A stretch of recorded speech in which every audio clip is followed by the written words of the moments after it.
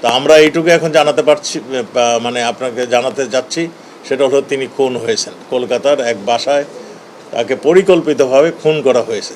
আমাদের পুলিশ এই ঘটনাটি ইন্ডিয়ান পুলিশের সঙ্গে যোগাযোগ রাখছিলেন। আমরা আজকে সুনিশ্চিত হয়েছে সকালবেলায় ভারতীয় পুলিশ জানিয়েছেন যে তিনি খুন হয়েছেন।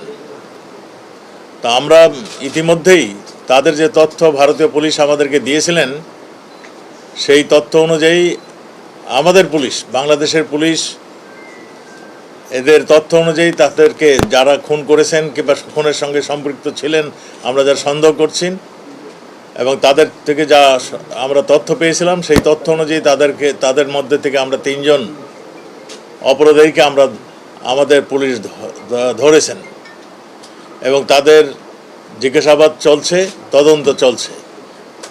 আপনারা জানেন ওই এলাকাটা একটা সন্ত্রাস কবল এলাকা, ওই ঝিনাইদহের এলাকাটা, ওই সীমান্ত এলাকা। আমাদের আনার সাহেব সেখানে মাননীয় সংসদ সদস্য হিসাবে তিনি দায়িত্ব এইবারও নির্বাচিত হয়েছিলেন।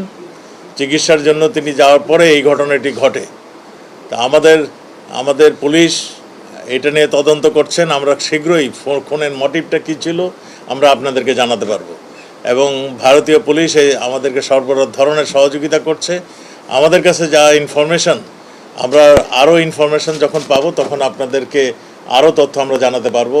তা আমরা এইটুকু এখন জানাতে পারছি, মানে আপনাকে জানাতে যাচ্ছি, সেটা হলো তিনি খুন হয়েছেন। কলকাতার এক বাসায় তাকে পরিকল্পিতভাবে খুন করা হয়েছে, এবং এই খুনের মোটিভ, কারা কারা খুন করেছিলেন, এই সব তথ্যই আমাদের ভারতীয় পুলিশ কাজ করছে, আমাদের পুলিশও কাজ করছে।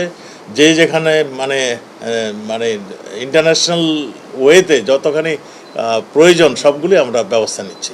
আপনাদেরকে ধন্যবাদ। এই তো